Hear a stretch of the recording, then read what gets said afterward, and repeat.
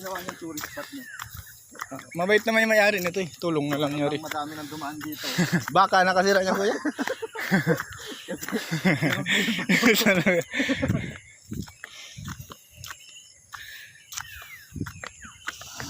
Nahingit talaga, matahilin mo talaga. Kaya nga, ingit na ingitin siya ate. Pwede siya pumunta dito.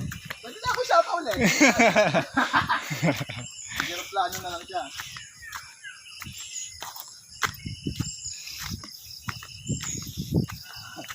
Pagod na yung ibang nagtitrip.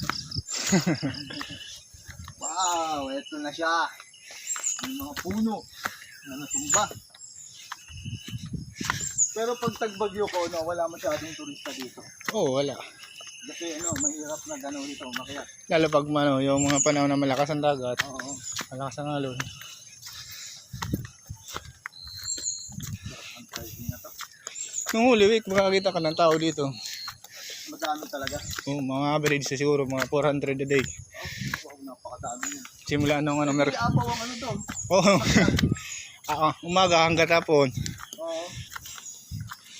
Ibang guide nga, nakakaapat na akyat. Kagabi daw si Ate Chris. Bibilis daw nung kanina. Madali daw kasi. Gabi na eh. Oo. Pero masarap din siguro gabi dito. Kasi di mo makikita masyado yung Maganda dyan kuya, pag full moon. Ay, oo, Hintayin mo yung moonrise. Oo. Ganda dyan. Maliwanag dito sa daanan. Nagtutulis dito. Dati. May pinakapagod na. Nakakahinga. Morning ma'am. Pero masarap. Morning po. Ito masarap na exercise sa morning. Tapos pagdating sa doon mapapagod mo sa taas. Sabi nila. Kasi first time ko din. Totoo. Dinadayo ng kahapon may masid dito. Yan ko vlogger yung masid na yun eh. Tara kuya, overtake na tayo kuya. Tara, wala tayo. Wala na kami ma'am. Wala na kami madam ha. Medyo malakas pa resistensya eh. Pero pagod na rin. Ayun, hinahanap mo kuya. Wala kami ginawa dito kundi umakyat. Hinahanap mo kuya. Ayan na. Ayun. Mabait naman yan. Mong galit eh oh. Ay nakawala pala ko eh. Okay nga, nakawala lahat yan. Akala ko yung nakatali. Hindi.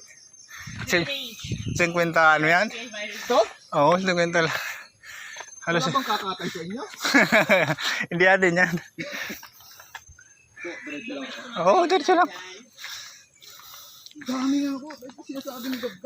Kaya nga. Mabait naman yan.